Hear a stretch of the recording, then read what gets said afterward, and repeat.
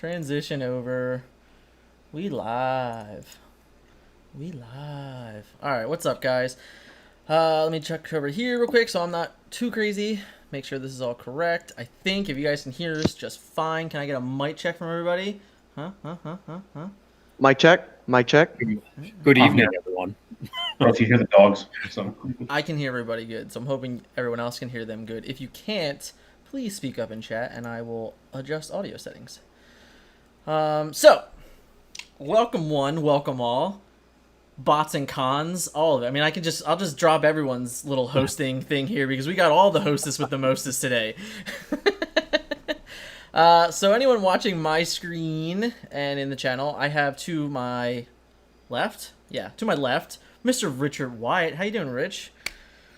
I'm doing pretty good. I'm happy to be here. Happy Thursday, everybody. Happy Thursday.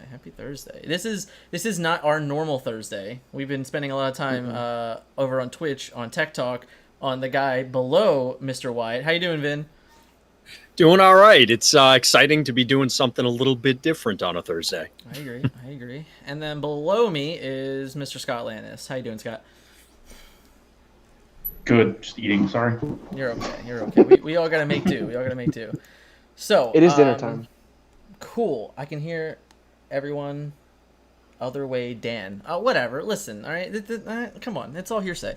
Actually, you were. I guess. If I'm imagining I'm from your position, you were doing the right direction. So, like, you're definitely left from me. I mean, what's weird is on my screen you're above me, so it's all messed up. All right, I'm ogre right now in Primus. All right, it's all messed up. Yeah, no, don't worry about it. It doesn't. We'll fix it in post. I know this is live. We will not fix it in post. No, I'm sorry. All right, so I just doing a soft open here to give some time to get people into the chat. If you are in the chat, welcome. So we had a pretty interesting week, guys. We had a lot of build up and a lot of just all at once. That's kind of how I looked at it.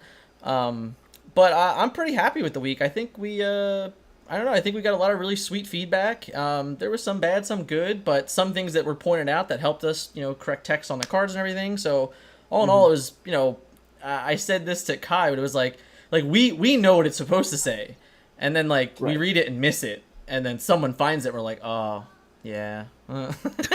we have context that other people don't have, right? So it's the type of thing where we got to watch out for it. Yeah, which is fun.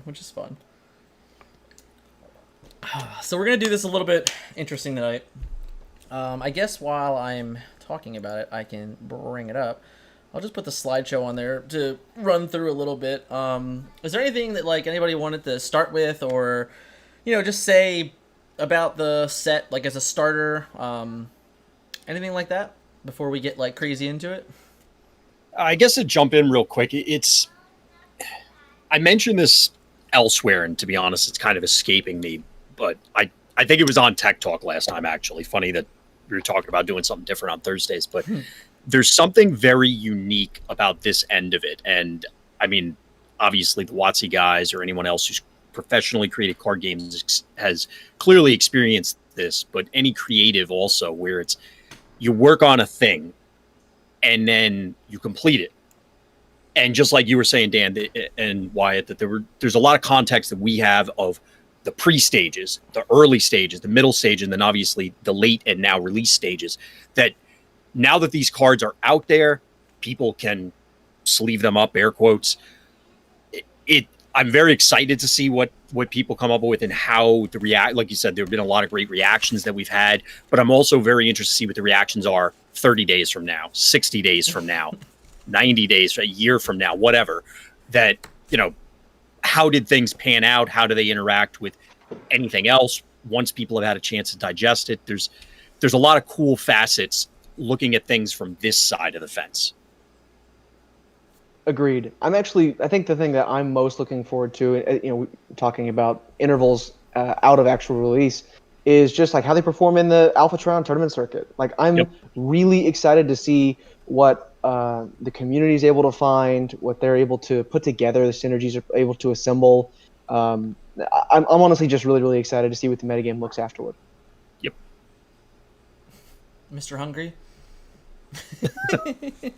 Okay. So, I mean, I think we'll get into this later, but there's a lot of lessons learned. Yeah. and a lot of it was a lot more work than I thought it was going to be. I Because disagree. It was as much work as I thought it was going to be. well, um, I think I think the biggest thing is there's a lot of steps from initial design to finality is the big issue, and a lot of that is playtesting, and a lot of that is discovery and learning. And to be honest with you, a lot of it for us was discovering and learning about each other and how the best way to communicate amongst each other, because not all of us have worked together in the past or only knew each other like online or only knew each other through passing things like that. And so I think that was a big part of it that Truth. you don't see at all. Like the public clearly doesn't see at all. But like, I mean, that's just internal stuff. But Yeah. that's what it was for me. Yeah, I think there was a ton of group growth for sure. I mean, we, like you said, like we all had to kind of learn and work within one another, and that was definitely a process to get through and just build. So that it was definitely something that you probably don't think about when you go into like the team project of like that aspect of it. So it's really cool to see how it developed and how it changed and how we adapted to one another. I think it's pretty cool actually. I agree. I actually think I wanted to say just point out, like I would say my personal experience with the conversations I was having about design, about development, became progressively more productive over the course of like our endeavor. Right. I think we've got faster at iterating things. I think we had more insights in any given particular conversation or exchange of forum posts or whatever have you. So hopefully that's not something we have to keep relearning every time. I mean, groundwork's set, and it's all downhill, right? All downhill. All right, so the last couple of days, I had a giant post on the Alpha Trion Protocols Facebook group, and I compiled a list of all of them, and then I even grabbed some last-minute ones from Discord, which were some hot fire sweetness, because you guys are always awesome. And I'm going to put them up on screen, and we can run through them together. I will turn away the missed slideshow here. So this way we can all see them. We're going to take turns answering them ourselves. So I put myself on there first, and like I said, I just kind of just went down the list, threw a name on here, and then said screw it. So we're all going to take turns reading, and then like I'll answer, and then whoever reads, they'll answer, and if someone wants to follow up and add anything, then they can feel free to. If there's something that we say and the chat wants to pick up on it, then do that as well, so we can kind of see that and answer on the fly, hopefully, if we're not saying anything clear enough or anything like that. Everyone ready? Q. Ready to go. All right. Also, I just want to say, yeah, good. Dan didn't make my name special on there. I did that to help me signify it. I didn't know this was going to be on screen. I had to be different. I had to be different. What do you want from me? You and your To be fonts. fair, I was debating going through and like bolding my name so I knew which questions I had, so you're not alone. You and your fonts. Well, I also have, I know. I have an unbelievable, like inexplicable affinity for the font Garamond. I'm an apologist for Garamond the font. That's fine. So all of those were changed. That's fine. Just saying. Do whatever you want. All right. Whatever you want. Sure. All right. So I'll kick us off. Shout out to Mr. Eddie Santos, good person, friend, and awesome judge. Question number 1. I can't read that. I think it says easy 0 piles. I mean, he's talking about Perceptor, obviously, but we're going to skip that part. This one isn't necessarily about the cards, but about the next tournaments that we're having and what led the decision to the format styles. I did ask him as a follow-up question if he meant Titan 1 or the Invitational, and he said both. So this is kind of an easy one for us. The full constructed with the stratagems is a duh. I mean, that's why we made the stratagems. It's the whole intent and purpose to see what the stratagems can do in the metagame that we currently have. And there, is a article coming out in the near future discussing some of the ban lists that we're going to be adding to that particular format for our events.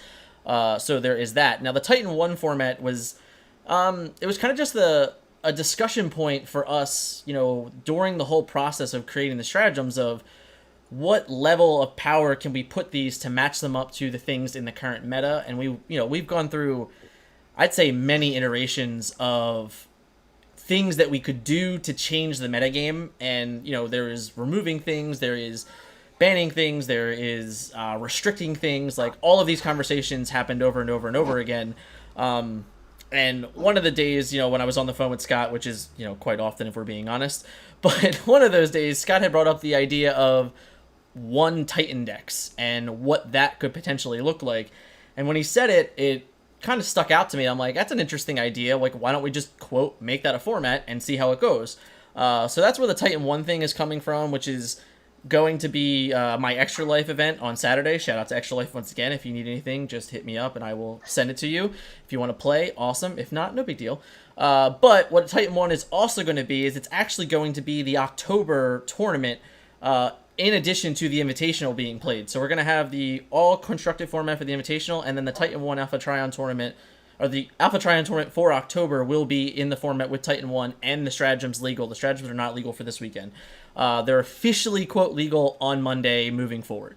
So I kind of made sure I said that so it wasn't any confusion with the event this weekend.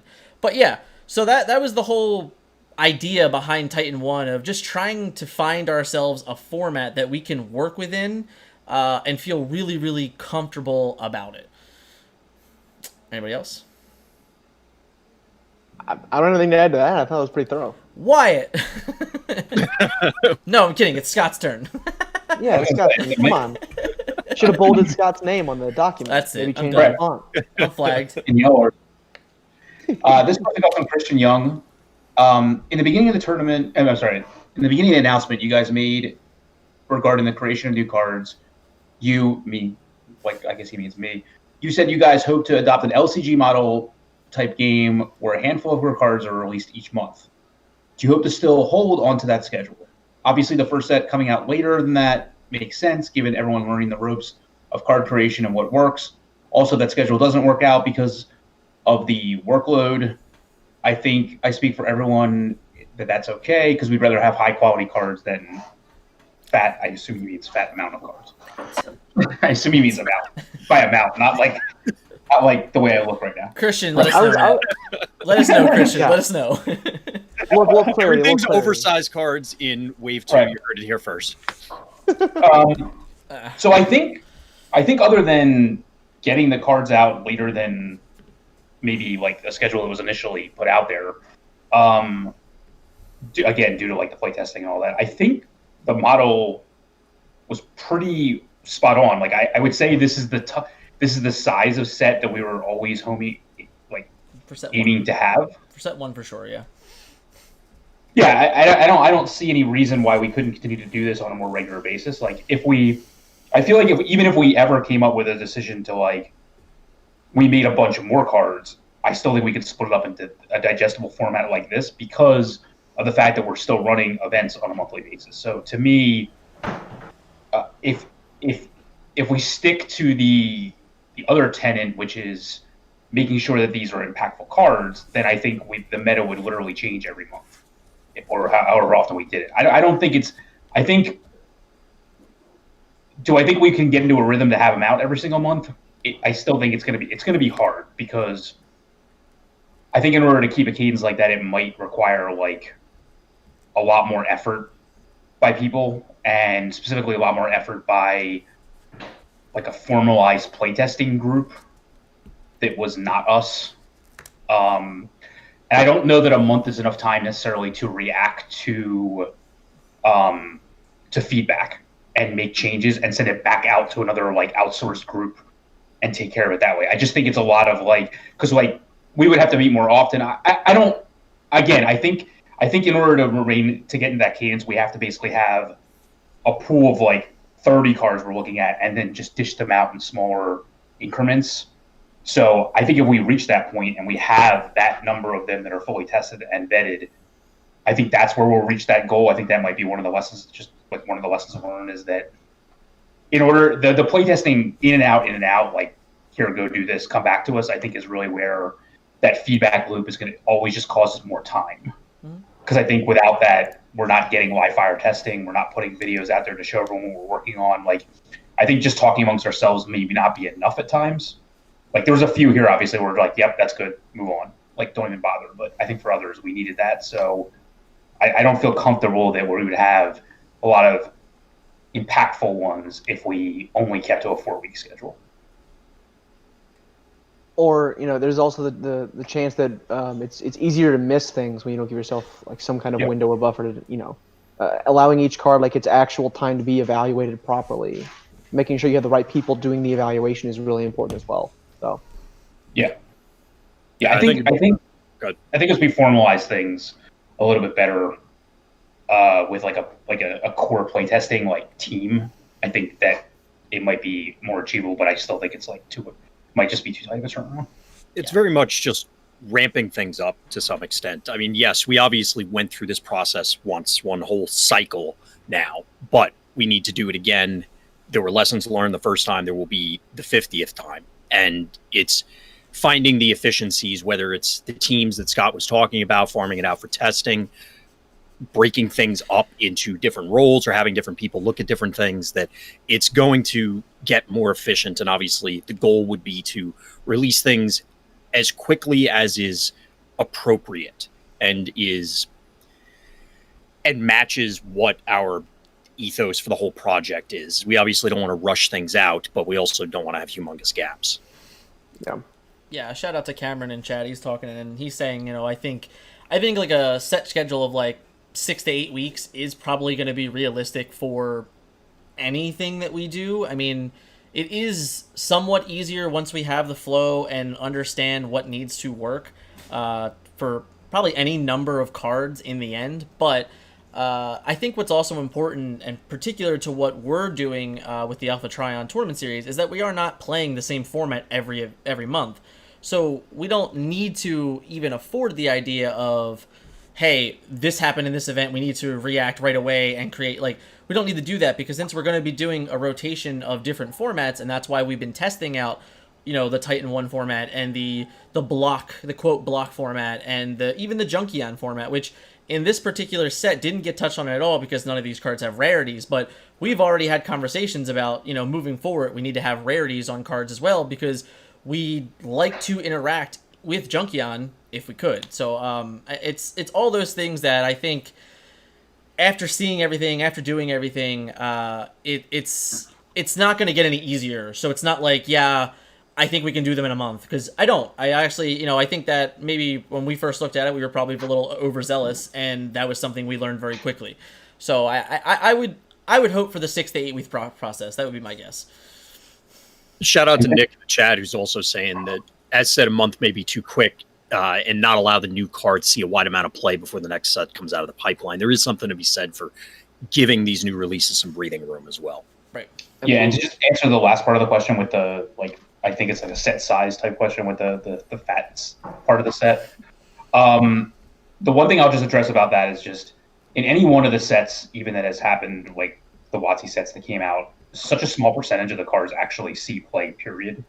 Unless you're Titan Master's Attack. But that's... Right. Set 1, too. Set 1 still has a lot of cards to play.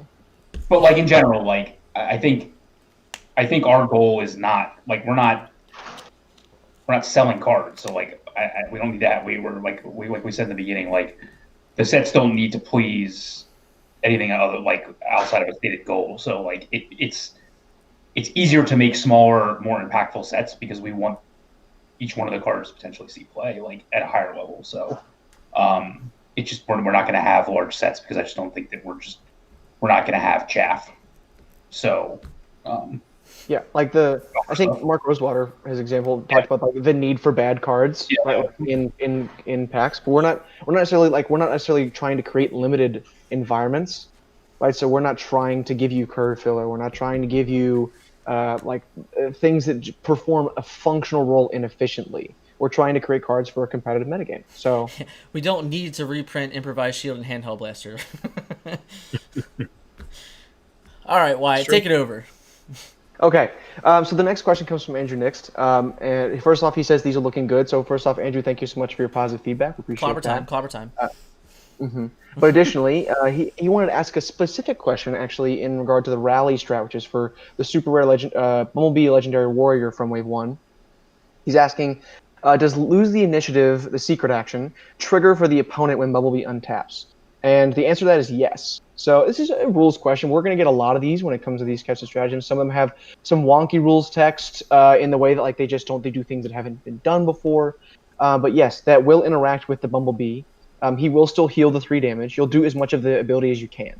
He'll heal the 3 damage, repair the 3 damage. Pardon me, not heal. Repair 3. He will not untap. The untap will get stolen by lose the initiative, and then the stratagem will flip. It's not an if then. It's if lose the initiative is a card that starts to see play because of rally, then that is a job well done as far as I'm concerned. Thumbs up. I'd actually echo that because that when I saw the question, I said lose the initiative. Wow, that would actually be really cool. Like that would actually be awesome if you just blew somebody out with that. But it's a scary thought. Yeah, it would be cool to see some of those other things show up if that ends up being the case.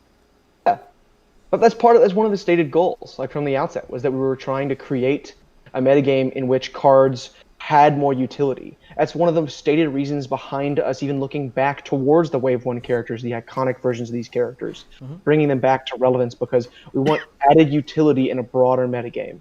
And so if cards like this start to see play, even if it's a sideboard tech, I think that was the original intention for Lose the Initiative in the first place, was that it would be sideboard tech against a car's dominant metagame or something along those lines. So there you have it. Makes sense. Vince. All right, so our next question comes from Francis Charon. Charon? I apologize for ruining your last name. So sorry up front. But the question is, I'm curious, are planning to make a stratagem for Tidal Wave and Captain Omega Supreme? I wonder why I got this question. Hold on. There was no intent here. It just happened. Lying. He's lying. Everyone out there watching this afterwards, he's lying. Completely by chance. It's so weird. It's funny. I was saying this on Facebook earlier. It's like somehow I became the Triptychon guy. I got a question on Twitter. I got a tag on Facebook. Yeah. Anyway, in all seriousness, though, I could definitely see either of them getting a stratagem down the line. We're definitely working internally on how we want to move forward with the next steps as to whether it's all stratagems, it's no stratagems, some combination of mix where we have some stratagems for old stuff from a variety of sets, only Wave 2. There's a bunch of things on the table.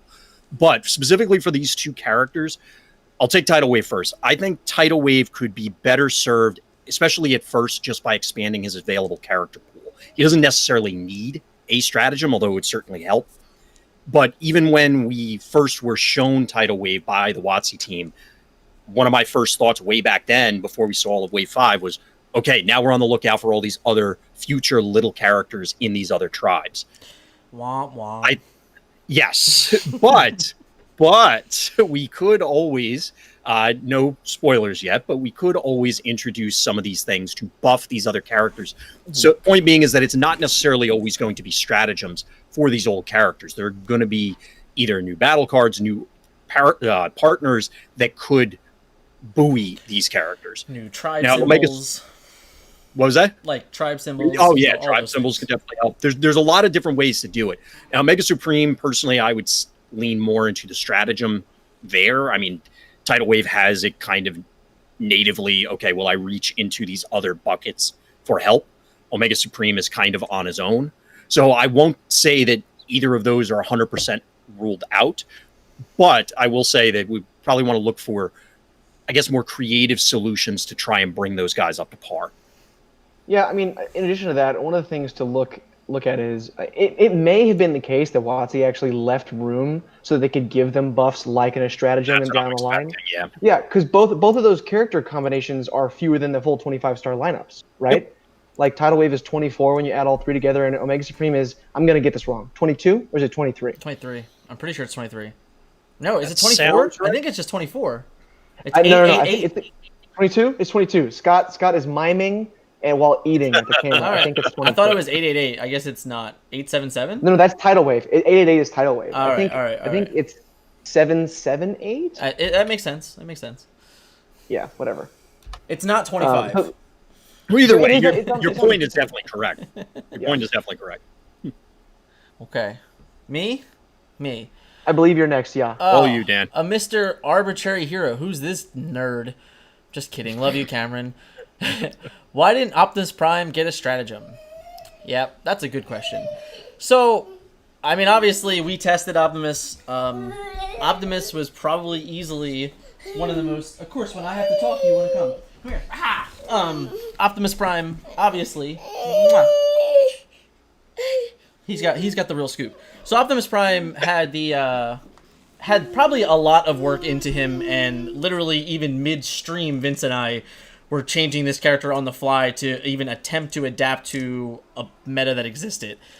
And yeah, I think that in the end we had probably 5, 6, 7, 8 different versions of Optimus, but none of them felt warranted in a powerful way that wasn't oppressive, I guess. Even the last one that Jemty played in the tournament, it felt like it was fine, but in the end, it didn't feel like it was Optimus Prime. Like, it didn't feel like that's the route you would go for Optimus Prime, and everything that we had found for him was either just too much or too little, and it's just one of the ones that, like, I'm not saying you'll never see it, because it's possible that you still will, but it just didn't get there. It just didn't get there.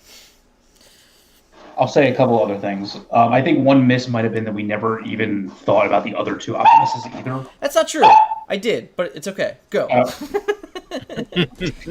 Thought about them in your head, or thought about them like written out? I suggested them to Vince. I think the smaller Optimus in a couple of the comments. I do wish, some part of me wishes that people were able to see the extensive debate on Optimus Prime Battlefield Legend that we had on the forum. It was large. It's long and it's not heated, but people have passionate opinions in there. You know what I mean? Yeah. But I think one other issue though, is the perceived power level of that card throughout the life cycle of the game does not meet with the current power level of that card. And so if we were to make a stratagem that seemingly made him much more powerful, I think he would probably be met with more negative backlash than other cards that were out there, because I think the perceived power level throughout the history of the game is still out there in the community. I don't think it's true anymore, but I don't think that would prevent that from happening. So I think it's attached to several characters. I think one of the other things with Optimus is that Optimus Prime has this weird caveat in that he's the character that we know the most about, right? Just as a community, as a collective. So the idea of what feels like Optimus Prime is a more tangible idea than what some of the other characters maybe have, right? Like, we have more characteristics, more attributes of a personality attached to Optimus Prime in our collective imagination. And so making sure that, like, the actual gameplay experience mirrored what that character does, believes, is convicted by, then that's actually another added challenge to making something for him. We weren't under any obligation to put an Optimus in every set. Yeah, we were not. We were not. We're not trying to sell cards. So. I guess the other quick thing to add on at the end here is, if you really look at it, Optimus Prime ended up not having a stratagem, and I would say the other big bad of the format, the Insecticons, they didn't end up with one either. There's good reasons for it. These cards were very powerful, and they have gotten weaker over the course of time. But to set the bar one way or another to bring them back to life, it was honestly a very, very large task, and we just couldn't really settle on anything we agreed on. Yep. Scott? Let me find it. Hold on, sorry. Disappeared. For a second, I thought you were skipping that one, Dan, because you mentioned Insecticons, and I'm like, there's one coming up about that, so... No. So another question from Arbitrary Hero. When you say you playtested the cards and they weren't too strong, what did you playtest against, and what was that process like? So whatever I playtested, it was literally only against like Sky Shadow Horrible or Quake. So it was only against top meta decks. Because I felt like and we weren't looking to beat those decks. Keep that in mind. We're looking just to contend. Yes, because if you look at these characters on a surface level, there's no comparison whatsoever. That's why a lot of them were chosen.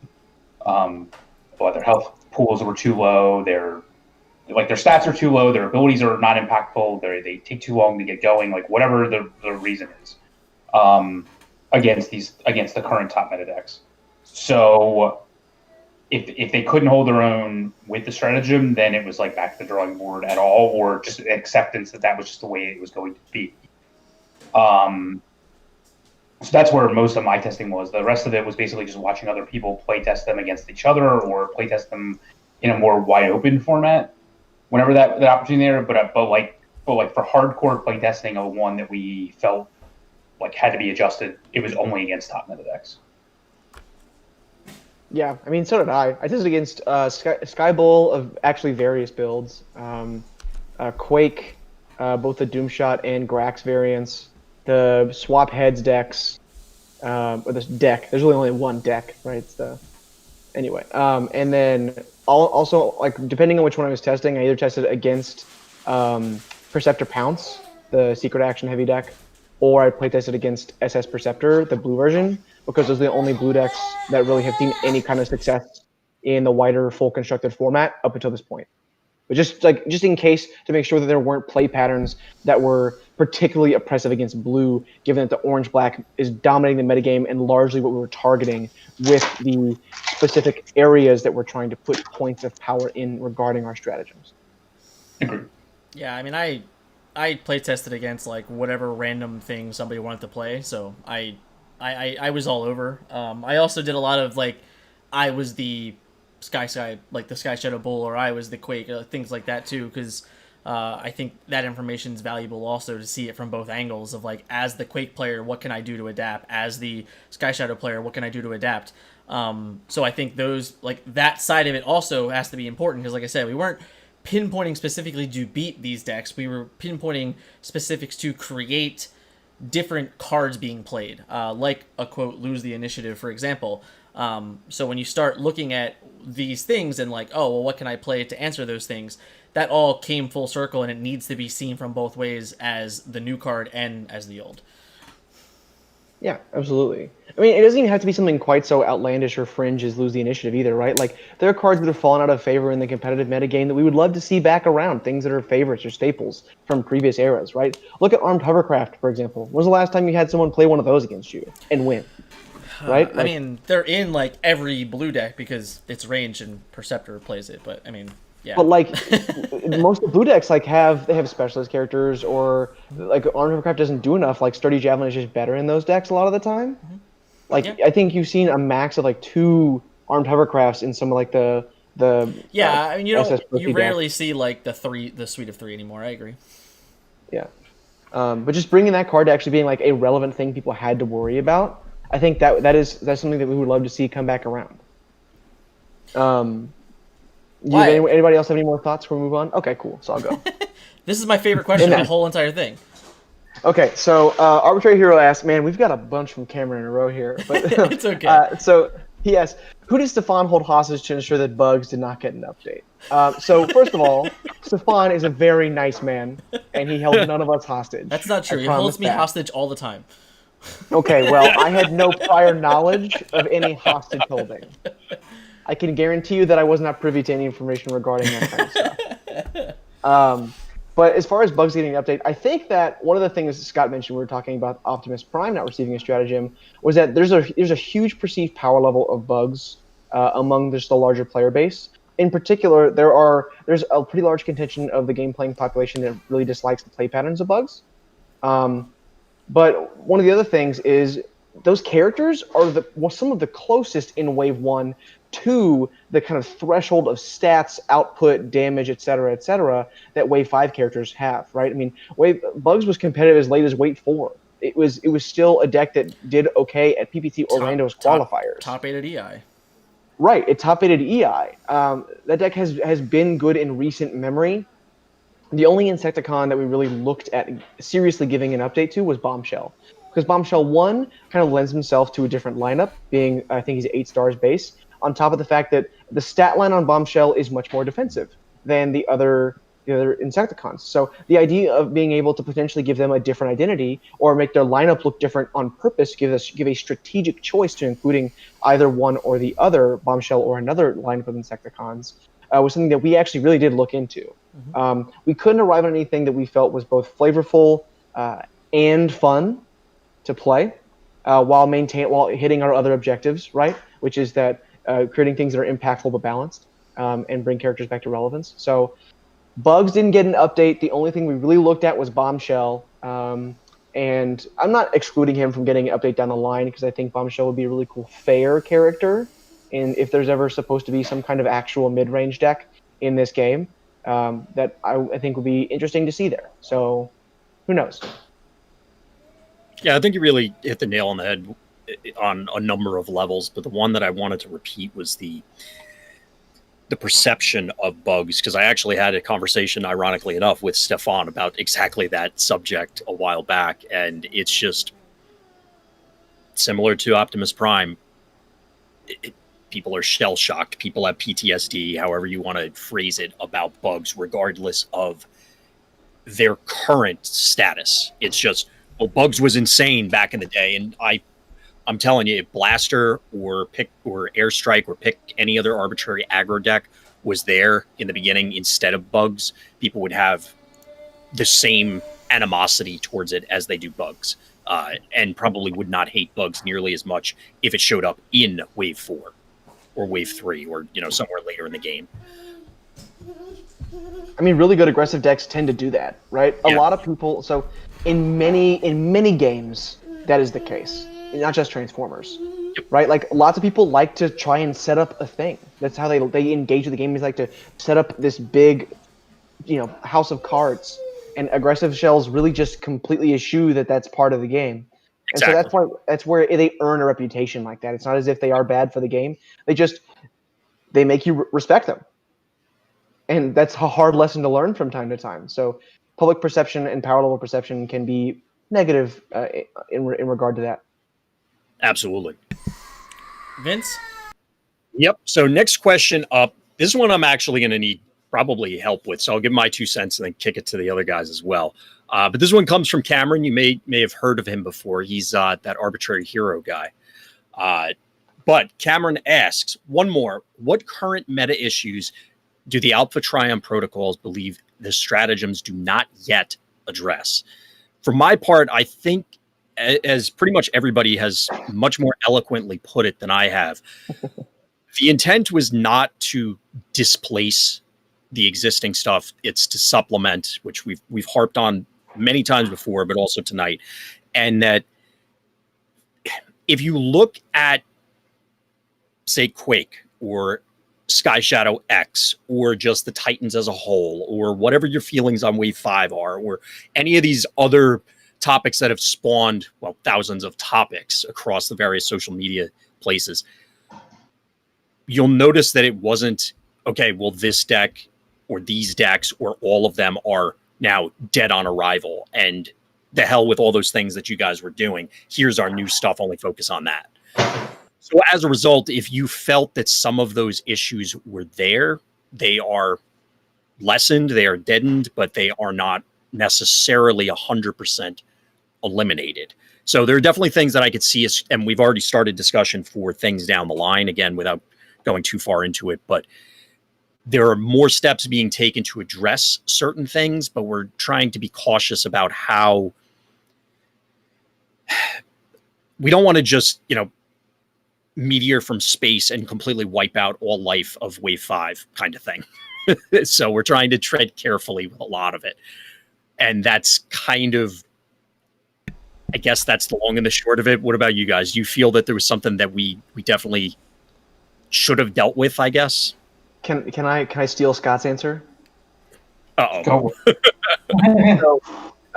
So we play tested against top meta decks. We did pretty much everything we could to bring power level, unique feel, and fun gameplay experience on competitive and relevant cards, and we still didn't beat Sky Shadow convincingly. I'm just letting everyone, from the testing that has been conducted, right, is that Sky Shadow is still not overwhelming, a favorite in basically every single version of these matchups. Part of that is because many of the characters we sought to buff with these stratagems, and you can look through the list and see for yourself, are Autobots, given how few Autobots actually exist in the previous Wave 5 full constructed metagame. One. There's Perceptor, Were there Parsec. any? Were there any Parsec? Autobot heads? Parsec? Does I was Parsec gonna count? say Parsec. I was like, there's some Autobot heads and stuff. Parsec? That's pretty- Is there another one? I don't know. Maybe. I mean, I don't think so. All right. Cool. Go me. Gears in the sideboard. I don't know. You got him. Okay, but I think that is probably the major thing. So we set out to, if not answer, to compete with these predominant forces in the metagame. And while I believe that many of the places that we got are satisfying much of that objective, it's not a convincing or overpowering win by any means. Sorry for the aura that's now around my head. You're an angel now. You have a halo. Thank you for turning on the light. Yeah, I have to just continue with that. Like, I don't think any of the testing at all got above a 50-50 win ratio, and even on that, it still is likely a die roll situation on top of all of the other things. Like, and that just talks to the pure strength power level of Sky Shadow. And there's not much I can even add on to it. Scott, did I steal your answer? Oh no! He is that upset about it. Yeah. He's that upset that you did that to him. I'd like to just go ahead and apologize to everyone now. I made Scott leave the call. Wrong button. First time on No. TikTok. He went to unmute. He goes, sayonara. Wrong button. No, the only thing I wanted to say besides that is I think the domino effect is what we probably didn't test. So if one of these was to dominate the current meta, it's not like we then ran a bunch of stuff against it. So that might be something that has to be discovered. Yeah, that's fair. Okay. Who's next? Dan? Me. Yep. All right. So we have Yaquari. Oh no, wait. Is that where we are? I think we're at all right. I see. Oh yeah, Navarre.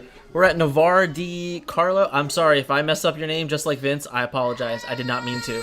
I'm gonna mute for 1 second. Now we can say stuff about Dan and can't respond. Yeah. That's not true. I can still respond. All right. So, is there a place we can find the consolidated list of all the stratagems? There currently is all of the pictures on Facebook. They are not all updated with the newest versions of the text. As I said, we did make a few mistakes in text of having things that was intent to be there, but they were not. They have been corrected and they will be updated. I'm also personally trying to make for me, like I printed these out on 4x6s and there's, one of each side. So like I'm putting a PDF together that has them like this, and then like that has like a full character. You'll have the access to like the bigger things so you can print out your own, thing you want. I just wanted to give people options to however they might be able to print, like whether it's home, whether it's CVS. Like my biggest thing is like I have an entire sheet of all of them on 11x14, but like paying for an 11x14 is like mostly ridiculous, so like I wouldn't recommend doing that to anybody. Like I got all 11 stratagems here for $2.45 at CVS, so like that's the route that I would recommend people to go if you don't have an in-home printer. So like I said, I'm working on getting all of the updated ones correctly in the sizes of 3 different sizes, and then once I have that, I will post the entire PDF and it'll be available for anyone that wants to play with the cards. Cool. Awesome. Yeah. Scott, I think you're up next. I don't think any of us have any follow-up to that. No. So I have 2. First one's from Nick Norris. Attack, defend buffs on the stratagem. Are you saying it plays on, and he used Jazz, but we'll just use any character that has Jetfire. has a buff. Yeah, what slot? So I think the attack and attack, defense, and hit point buffs that we put on the stratagems, they're just universal. Like for the star cost, they're not upgrades that go on to play. So I hadn't really, we talked about that. So, I mean, like for the first moment we ever even saw stratagems, even from wave 5, like the first time I even saw them. So like, to me, I guess it was something that was always in my mind that could be done. I hadn't really even thought about the fact that they aren't actually done, like in actual wave 5. So yeah, they're just permanent buffs to the character. Like the Windblade, the Windblade is in the text box specifically, right? Like, right. Yes. Yeah.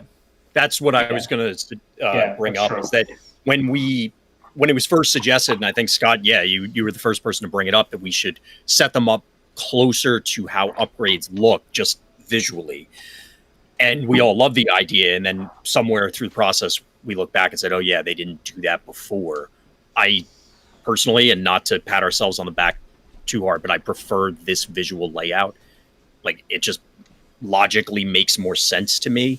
Although I understand where the question is coming from, that, well, that wasn't what it was before. So now, is this something different? So I can respect the question. So yeah, one of the things to look at is that, like, you know, when you have heads on your Titan Master bodies, right? Yeah. I think typically people put them like above the characters, like this. This is just Skull Smasher I have from Primus, so don't worry about that. But it's a playable card. Don't worry. It is actually, yeah. So good, so good. But in the interest, right? Like, I've been putting like my stratagems behind the characters where the heads would go on a normal character anyway. So just in the interest of saving space, in the interest of being clarity and seeing what they're attached to. So I think that's where I would end up putting them, somewhere like this, even if it was just like up at the top like that, right? Like, I think you'd still be able to see the stat buffs or pull it up and look at the stat buffs at any time. And because the backsides on the ones that do have stat buffs when they flip still have the stats that are kept on there for reference, you should still be able to do it even after you have one-time uses, for example, like on the legendary B stratagem. Yeah. I mean, and even if it just is like a quote temporary upgrade, like, you know, he was just explaining, where, you know, if you just take, you know, the wheeljack here, I don't really have the whole thing, but it's like, and you just add it here, you have to realize that these cards are an extension of this text box. So, like, we've had a lot of, like, concerns about people forgetting to use the card. Well, if you take the stratagem and you put it right underneath your character, you're like, I mean, you can't forget, right? Like, it's right there. So when you tap your stratagem, you tap your character, like, oh man, I have to do this. So I think, like, yes, it looks like an added on upgrade, but I think it's, like, in a good way, where as long as you know, like, oh, that's not one of the upgrades, and your opponent knows, like, oh, it's a stratagem, and you're just leaving it there for a reason. I think it's an okay thing, rather than, like, leaving it off on the side and not remembering it and stuff like that. Yeah. Our next question to you, Scott. Jesse Bergman of the Shuttle Bus. I'm confused by the two stratagems, two versions of It Works. That's the Wheeljack stratagem. Are they the same card, or are they separate cards that cost, I assume he means 1 star each, or that you use them both together? Right. So I think that comes from like the way it's presented because of the art situation. So it's just a double-sided card. Right. Yeah. So it starts on one side and then it flips to the other side after you use the secondary ability. And just to clarify, like, this was an earlier on thing, but I kind of just wanted to bring it up. Like, this was one of those text things that, like, we didn't really think about. Like, we did, but we didn't. But it was really easy. So all we added is onto the stratagem is, like, this side. You know, this side starts first. So it's just something in there to clarify it, that basically it has the first ability all the time, and it has the second ability only once. So once you flip it, that ability goes away. And it's the same thing for B. B has the stats all the time, but he only has the ability once. Yeah, I think it just comes from, like, the fact that nobody played saturation bombing ever. Well, I mean, I haven't limited. There it is. Like infiltration, saturation bombing, like the fact that we chose to have text on both sides because the effect is always active is what's different here. So in a lot of in the examples that occur now, it's a one-time use, bam, you're done. But here, like, they all have permanent effects that needed to stay. I don't think there's a single one that is like a one-shot action. They're all, any of the ones that have a reverse side to them. I mean, you can always just print out like one without text if you want to reverse side all of them, technically, but it's because it's not a one-shot thing. It's something that carries forward. So it's just the reverse side of another card. Yeah. Agreed. So I guess our moving on to our next question comes from Psycho Smurf 96. And he says, okay, I got one. Were there any characters that had strats proposed but got shut down or shot down in the initial stages, and what happened to the stratagems that we saw but didn't make it into the set, like Shockwave and Battlefield Legend? So I can say that there were quite a few characters that had strats proposed. There were even more characters that people stated they wanted to work on in some way, shape, or form, or had ideas about. To be sure, there were 25 character suggestions. I think that's right. Yeah. You know who would know that for sure is Gian, though? Yeah, Gian would totally know, but I'm pretty confident it was 25. Yeah, I think it was something like 25 of these. So we ended up with 11 stratagems, right? That means there are 14 characters that were expressed interest by the members of Alpha Trion protocols in order to buff, rework, or grant some additional power. Um, and as far as the strats that we saw, like initial beta tests versions for, but that didn't make it through the ringer. So Shockwave was that basically every version of the Shockwave one we made, while it did address many of the problems with that character, it turns out that many of the play patterns alongside that character, once the power level is up to wave 5, were problematic. And so it's not that the character won't receive some kind of buff stratagem or other support in various ways down the line, but it's more that we did not feel we had the resource, time, and larger context to release the stratagems that they've been tested now into the world. Whereas the ones that we are releasing, we feel very confident in, particularly the way that they have been, especially once the clarity things have been added, like this side begins face up. Things along those lines. About when this character is gone, it doesn't do its job anymore. Yeah, okay. That one was me. That's no, my it happened fault. on a couple of them. I think I think Vince, this is a continuation, right? Yeah, the next one basically, so we can kind of meld them together. Yeah. Just to put it out there, the next question is to tack on to Psycho Smurf's question. This is from Servini. Were there any examples of ideas that you personally wanted to do but got scrapped early on in development? Well, I don't know about. Well, a lot of my ideas were scrapped early on, as well as in the middle and also at the end. But we'll just throw that out there. But in all seriousness, yeah, as everybody was just explaining, there were the lists that we started with, and this was all intentional, is that we had this huge pool of both characters and ideas and kind approaches. of like a draft. Yeah. It's essentially, to kind of divvy it up so that people could work more efficiently rather than like everybody doing everything. But the whole idea at the beginning was to start here, like if you'd see where I'm like out here, and then narrow it to what we felt was appropriate. We always knew that we were going to leave things by the wayside, either for, we'll circle back to this, or, oh man, we got through and this sounded really cool, but that doesn't really work the way we hoped. So for me personally, there's definitely several ideas on specifically the Optimus stratagems, plural, that I'd like to carry forward onto non-Optimus characters, because there were goals that I had in mind that they were accomplishing, but as was described earlier in this AMA, I guess, they either didn't fit Optimus, they didn't fit the play patterns that we wanted within the Wave 5 meta. It was breaching protocol, for lack of a better way to put it, breaching standard for how we wanted to say, okay, well, these are the parameters of what we are as a group willing to do at this point in time or in general. And a lot of my ideas intentionally push certain boundaries so that we can say, okay, well, what if we take this to its logical conclusion all the way to hell 7 miles down the road? All right, well, that didn't work. We got to bring it back. And I think there are a number of other ones that fall into that same category, and we can probably try and revisit or revamp in the future. Like, to call one out specifically, I really like the tap plan for Optimus. I think tapping is an underutilized or underprinted thing across this game, and I think it should show up more, but it is clearly very, very powerful, or has the potential to be. It has the scary tag on it alongside mass repair. Well, it's funny because some of the feedback specifically for it was that at first glance, it wasn't powerful. Like, people didn't, they didn't think, okay, tapping that guy, who cares? Because up to this point, how many tap cards have we really had? Like, his Tidal Wave, even though we talked about him before, like, he's not lighting the world up. It's Tackle, Headbutt, Tidal Wave? What's the fourth one? Tripwire. Yeah, I mean, I don't think going back to the good one. Yeah, the community hive mind, we'll call it, how people interpret it necessarily versus what the reality is, and trying to meld the two in an appropriate way, because it's also sometimes about presentation. Well, maybe always about presentation.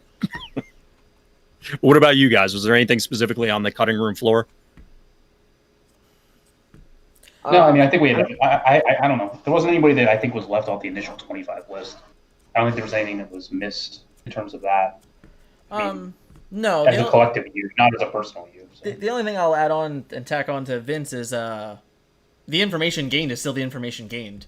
So it's not like it's gone and it's like not there. It's like, okay, well, maybe in 2 weeks from now, someone figured out how to fix the Shockwave one that was very broken in my opinion, or maybe we did discover a better way to handle the Optimus Prime, or to start there were 4 Dinobot ones and now there's only 2. There were even more car ones and we only got the ones that we got. So like all of those things that were suggested and tested, and for what it's worth, there's even going to be videos coming out of other cards that were in the alpha beta stress test on other people's channels and our own. One example is for a Nemesis stratagem that like just didn't make it through all of testing, but we still had done it, and you're still going to see videos for that card as well moving forward. And that's a good example of one that like it's another one that like it's there, it's very interesting, it's very lore heavy, and it's still enough of like a confusion that it didn't feel right moving forward with its current text box.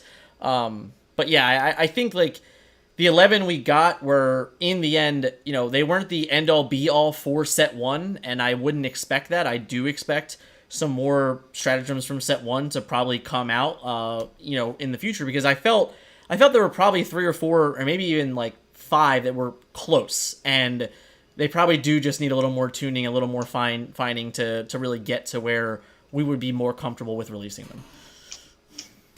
Sounds good. All right, back to me. Yaquari, how did you guys determine when a strat reached the power level and had wanted it to be at? Similarly, I can't say that word. While you were testing a strat and it seemed to be not strong enough or too strong, how did you determine where to place takeaway power? So I'm going to use the Demolisher one as the best example here, because for me, that one is another one that, to me, it's the one made that is without a doubt on a playable character. Demolisher is seeing play in the Wave 5 meta. He's seeing play in almost every format he's being allowed in, to be honest. He won a Freedom Cup a couple events ago. He was in second place of he won an IA Matrix tournament a couple months ago. And then he was in second place of this month's version, and he's still seeing play in our versions. I think he's a very strong character in the Titan 1 format.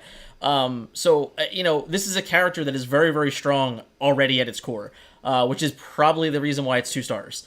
Because the moment we put 1 star on it and just said it has 3 health, it was pretty good. The moment you put it at 1 star on it and you say if he has an armor on him, he has defensive driving, it's pretty good. So the idea that we wanted to put both of those things on that card was like, I don't think we can do this without making it 2 stars. Like, this character is already so playable that you have to knock it up 2 steps if you want to play it in that variance to set it apart and not make it so easy to play in the shell it's already being played in. Because honestly, like, if you just put 1 star on the stratagem, it just ticks up to a 7 and it just becomes the 7-star character in that deck instead of the 6-star character. And it's still like, well, now it's just ridiculous at 7 stars.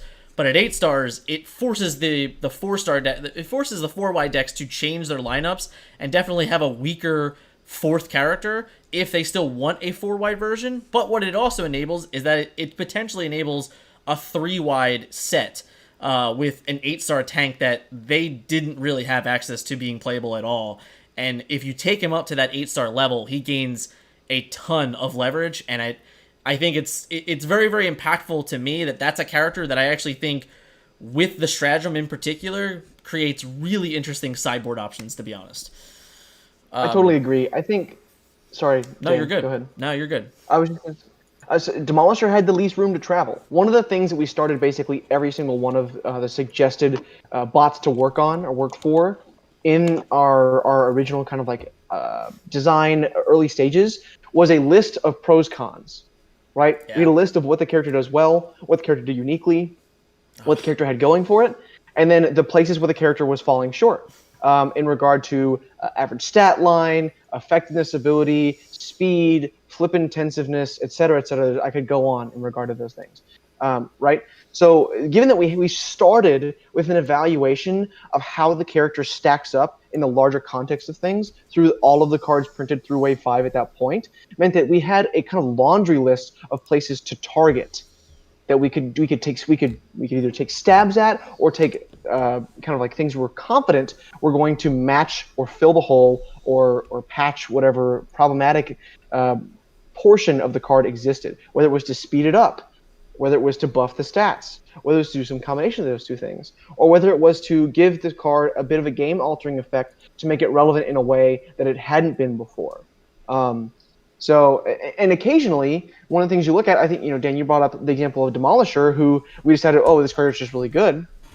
The initial form of the Jetfire stratagem just got scrapped entirely because putting more power down the avenue that we had been going didn't make sense because it was going to invalidate future designs for us. It was going to limit design space in the future. So that's one of the things where, I think when we talked about the Optimist stratagem, right, Vince, you mentioned you were trying to push up against the boundaries of the proverbial sandbox that we're working in.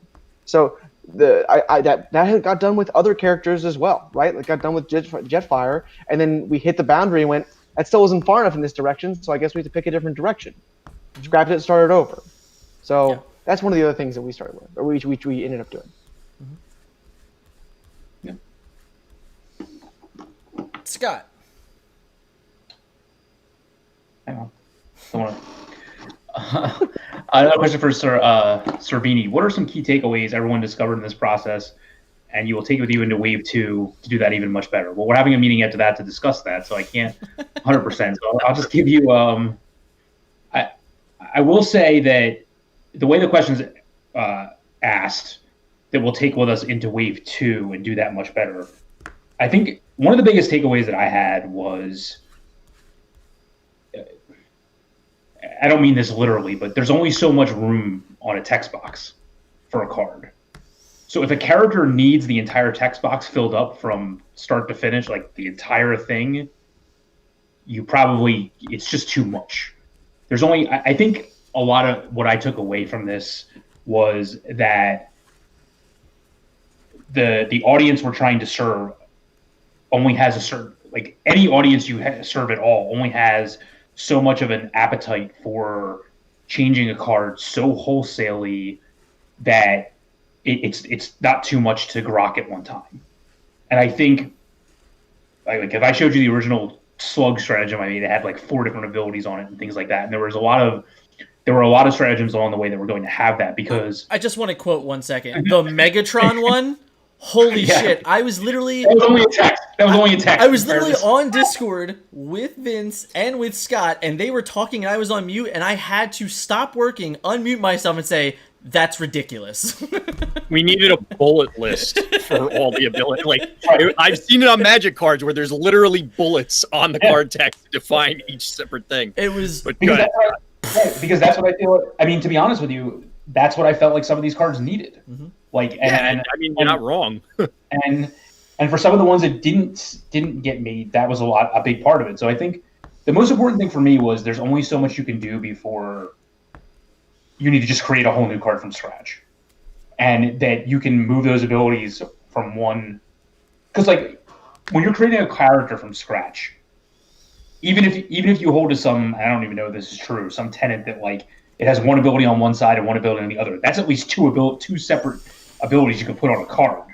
Here, like we tried to not do that as much on one card. So that's pretty much the issue. So if a card needed that much help, it was better just to create a whole new character from scratch. So I think to answer the question a little bit, like I think the biggest thing I took away from this, to be honest with you, is we don't need to just confine ourselves to the stratagems, because to me the ideas and some of the other issues, especially in Wave 2, from a combiner meta, would require like I'm not going to go out there. I'm just giving an example. Like I'm not going to make some Alpha Bravo stratagem that's going to solve the aerial bot problem in the Wave 5 metagame. Like that doesn't make any sense. So like I think just overall, I think some of what some of these cards need. If the design and desire is to make existing cards up to the power level of the Wave 5 metagame, it may not have to be done through individual card stratagems. It may have to be done through more team stratagems. It may have to be done through more things like that. I think the other thing we learned is a lot of the cards should have a cost, and it's a perceived cost, not obviously not a monetary cost, obviously not always even an extra star cost. Like, first of all, they should have, like, we learned about the star cost thing, and that's the appetite for that is there to always have a star on stratagems. But like the whole thing of like when this has an armor, when this has a utility attached, when your whole team is Autobots, when you can only do certain things to certain factions and certain tribes, etc. We tried to stick with as much of that as possible where we felt like it was appropriate. Yep. And I think that design, we did a lot of that in the beginning, but I think as time went on, that's probably the most important thing that we learned. Because if you're going to change what's going on with a card that's existing now, I think pointing players in a direction as to what will make this card playable is the way to go. So I think that's probably something else that we learned. Absolutely. But like I said, there's meetings to have discuss the rest. Yeah, I mean, there's a lot of other things that we could probably cover from now till well past the meeting that we're going to have. Yeah. I know I had a whole bunch of them, probably more boring things, for lack of a better way to describe them. But even aside from the procedural, a lot of it was, I mentioned pushing the boundaries earlier with some of the designs. By definition, that means you had to have boundaries to begin with to be pushed. So trying to set out those rules for how we wanted to do things, which things were sacred cows, which things were, up to be thrown out the window or overboard, or pick other idiom that you prefer, that it cast aside, and how far were we willing to go in certain directions. And I think that now we've been through the process. We said this at the top. It was not just learning what we are doing, learning about each other and how we as a team do things and how we operate. And like I said, that sounds more boring than like the actual design process that Scott was describing. But I think it's just as important in order to make sure that the wheels are greased and that we aren't just brute forcing things through every step of the process. Because sure, everybody could put in a gazillion hours and work until 3 a.m. trying to create these things, test 1,000 games, or you could be much more efficient about the process and we're all communicating about things, that sort of thing. Yeah. I guess the only thing I'd like to add is that Scott touched on it with the boundaries of the cards. I think the important thing to realize about that also is that with those, in quotation marks, boundaries, it's less risk. Like only the Dinobots get this, and only Autobots get this. Like, the boundaries in which the card can be pushed are limited, and it's easier to test in those limited fashions. Because you don't have to be like, oh, this affects everything. Like, even just saying Autobots, that's half the game. Like, you're literally negating half of the card base. If you say Dinobots, I mean, you've just narrowed it down to 10. So like, that's why I thought it was very important to stick within those boundaries, and it definitely made things for us easier, even moving forward, for the most part, to create things moving on, because we had already set that quotation of that boundary to work within. Wyatt? Yeah. Well, I don't have anything to add, but we do have one more question. If you guys are ready to move on. Yeah. Uh-huh. All right. I believe this is the last one. It comes from Christian Young, who says, "How does the team feel regarding the work you guys have done for the stratagems for ATP1?" I'm imagining he's referencing. Does it make you excited to do more and to work more? Is the team worried about burnout on making cards and the harshness that can be brought versus just being a player? So, 1 second. This was the perfect question to end on. Thank you, Christian. Absolutely. So there is an odd tension, right? Being players of the game, loving playing the game, and designing for the game, those are honestly two different responsibilities to try and assume, right? There's much more feedback. There's much more give and take when it comes to the idea of creating something for a community in a game that you would adore and engage with on a regular basis, right? I personally am very happy as we have moved through the process, and this is coming from someone who adamantly argued for and against certain things on basically every card that we made. I became much more confident in our ability to do this long term as I got to work more and more with the team of people that I'm here with. I'm very happy with the stratagems that we have as they are, particularly with the clarity added that we've had in the last couple few. And I can't wait to get working on the second round of creation. I think I'm more excited for the card creation process in general, honestly, than to make more stratagems. Because even though I do, and I've stated it numerous times, I do believe that it's the right way to go, and I do, but I think there's other ways that we can have old cards see play at the same time creating. The problem for me is that I think some of the, and we talked about this like in the tech talk right when the game was canceled. Some of these cards just have so many problems to them to exist in the current meta that it's just a lot of work to do this and bring them up to a power level where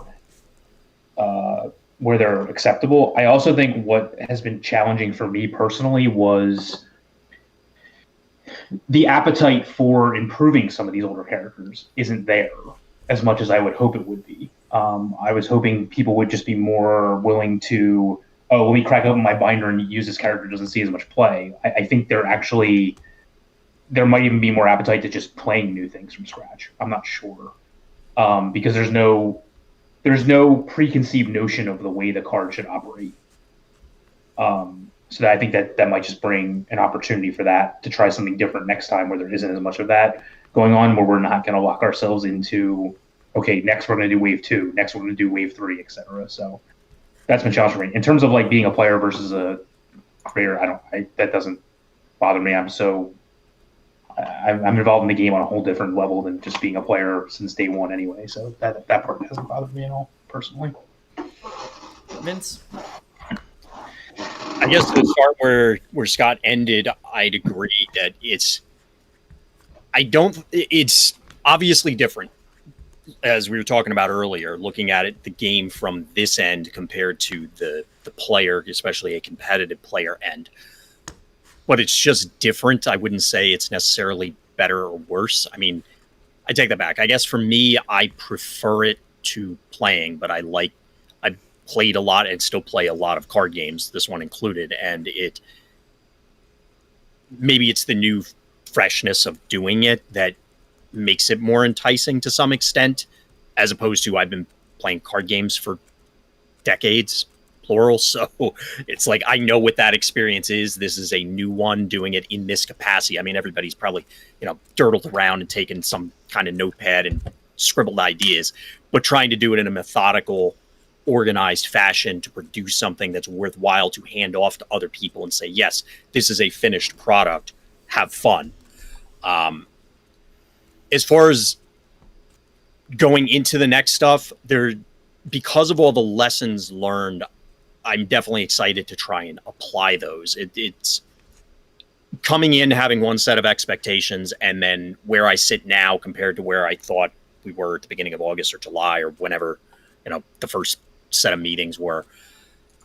It's clearly a different perspective, and I'm anxious to see, just as I was with the release of Wave 1, what we can do with Wave 2 and how we can do things better, because, and these guys know it from me talking about it online, I'm very much a perfectionist, and it has to be, there's paperwork and there's checklists and there's all these things that have to be done, and I want to make sure that it's done in the exact precise order and that it's done correctly, and making sure that these things happen while still actually, producing something and not just dirtling around with checklists and paperwork and crap like that. So I'm looking forward to what Wave 2 is. I'm definitely not burnt out on the creation aspect of things. That's for sure.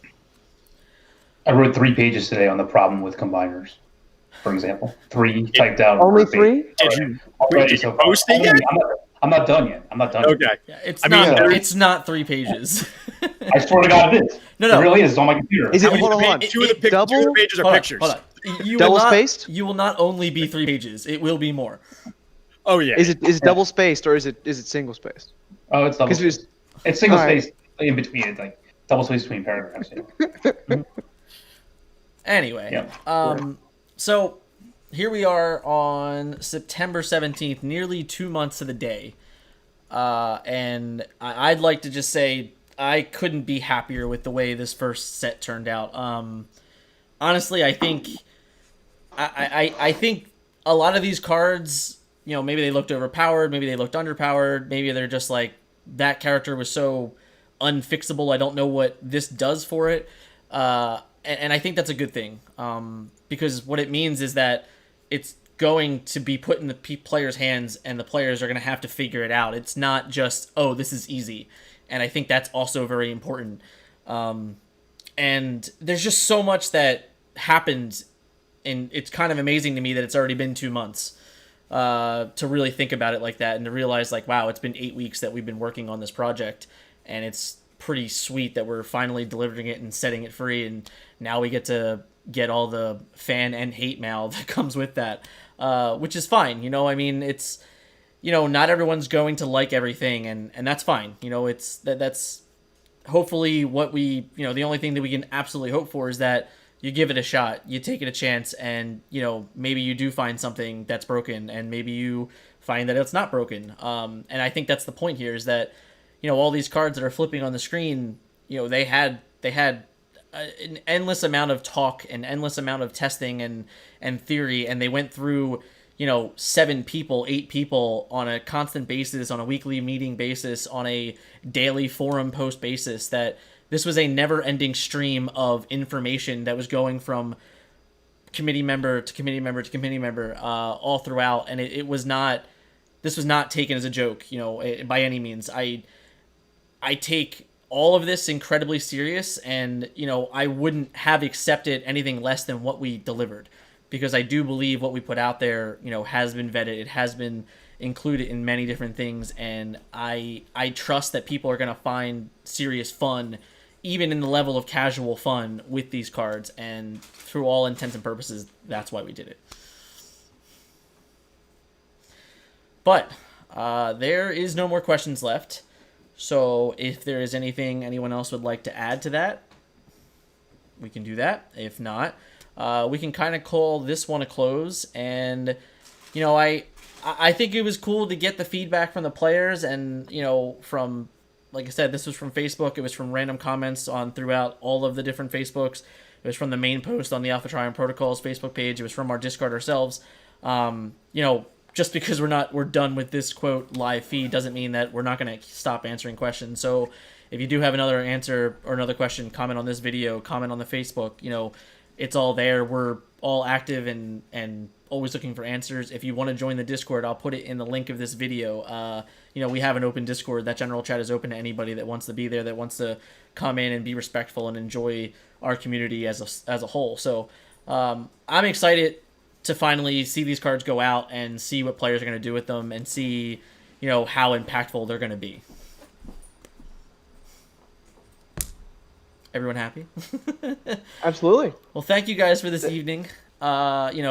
Richard for coming on, joining the channel, and joining, as a official member of our community from day one, and, all the excitement and tolerance that we had to accept with you. I'm just kidding.